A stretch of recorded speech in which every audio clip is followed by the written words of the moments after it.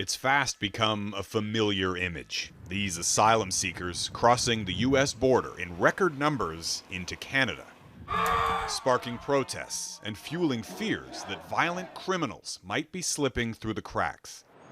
A border officer in Manitoba was assaulted a couple of years ago by an asylum seeker with a criminal record.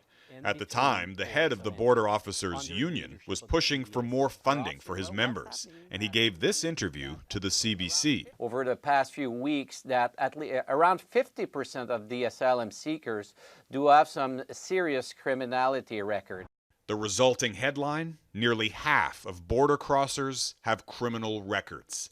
The story, and startling statistic, received thousands of online shares, comments, and reactions, often cited by those calling on the government to shut the door. But data obtained by Global News tells a much different story. 45,000 asylum seekers have crossed into Canada since 2017, and just a tiny fraction, 0.3%, have been found to have a serious criminal record. It would be very rare, incredibly rare. This border officer turned university prof now studies immigration enforcement.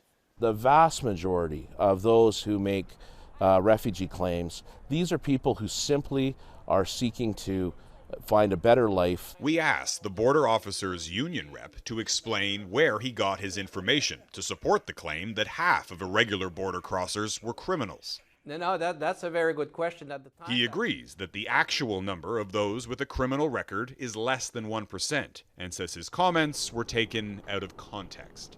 The numbers at the time was on a given period. I think it was over a weekend, and there was 3 of them. I do remember that certain media had spin it without being very precise on the context. We asked the CBC to clarify the numbers in its story and have yet to receive a response. But as a reminder of how misinformation endures online, if you Google the question, how many border crossers to Canada are criminals, one of the top results is that headline. Nearly half of illegal border crossers have criminal records.